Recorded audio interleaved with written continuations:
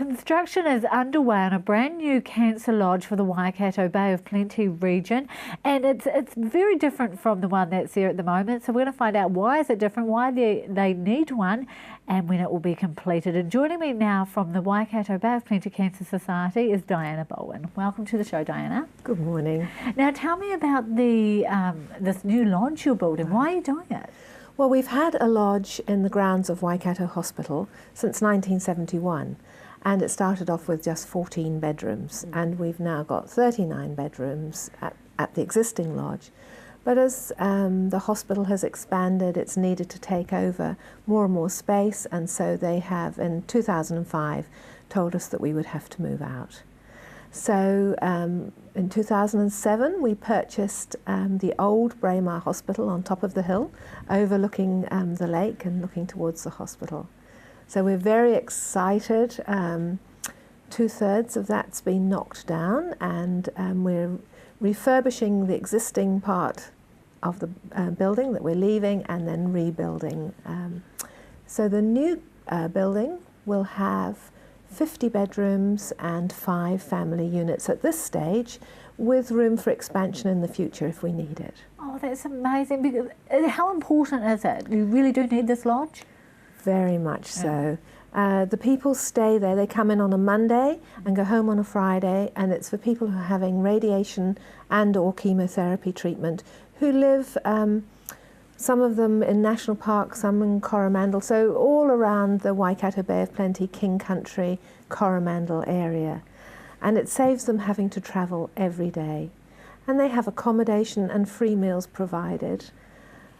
But it is so much more than just a building. It's a very special place. People are there all in the same boat. It's lovely to see them supporting one another.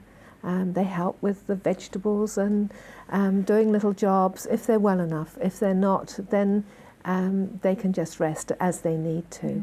See, it's not just a bed for the night and a meal on the table. Definitely not. Absolutely not. I mean, I go back and people have, 5-year reunions and so excited to see one another, and very deep friendships are formed there. Yeah, and I suppose you need that, especially if you're going through cancer treatment. It's so important. Oh, very, very much so. But the other thing is that it means that people who perhaps live alone, haven't got very good support networks, can actually come in and not have to ask people to drive them to and fro every day for 6 or 7 weeks to the hospital. It means that perhaps those people who are not very well off can be guaranteed that they're going to start their treatment and finish it. Yeah. So that's really important, because I think if that lodge wasn't there, lots of people would miss out on treatment. Because it was all too difficult. So they'll still be able to get to the hospital, because it's quite a long way away, isn't it? Yes, and that's one of the things that everybody asks. Yeah. But we've got wonderful volunteers in Hamilton, and what we're planning is having a shuttle bus that'll run every hour up and back to the hospital, so that people, will be able to even walk back from the hospital if they want to and have a cup of coffee in the cafe at the lake. But the shuttle will run every hour to and fro, so people don't have to worry about that. You started construction in January. Yes. When are you thinking it'll be finished? Well, we're hoping that it'll be finished Christmas, January next year, which will be very exciting. Yes, definitely. Because I know something like this, where's the funding coming from? Okay. Well, the funding, we have known about this for 5 years, so we've been saving our money, and we've saved about $9 million from things like Daffodil Day, Relay for Life, bequests and donations, but we've still got just over $4 million to raise. And the Lions Clubs have been absolutely wonderful, because it is named the Lions Cancer Lodge in recognition of all the hard work they've done for the lodge over the years, and they've guaranteed that they will raise us at least 1.5 million, which is just wonderful.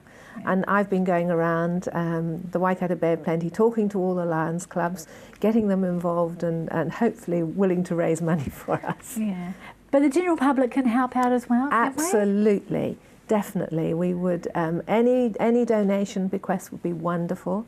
We've had a very generous request from the D.V. Bryant Trust in Hamilton, and we've been very lucky. People are so supportive of the Cancer Society because I guess 1 in 3 of us are touched by cancer in our own families. Yes, and it's in our own communities and we can see it all the time. Absolutely, yes. Joanna Bowen there from the Waikato Bay of Plenty Cancer Society.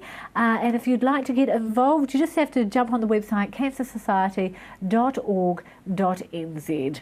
Right, after the break, we're taking a look at computer clubhouses, which are taking up a part all over the country, and we'll find out how they're helping our young people.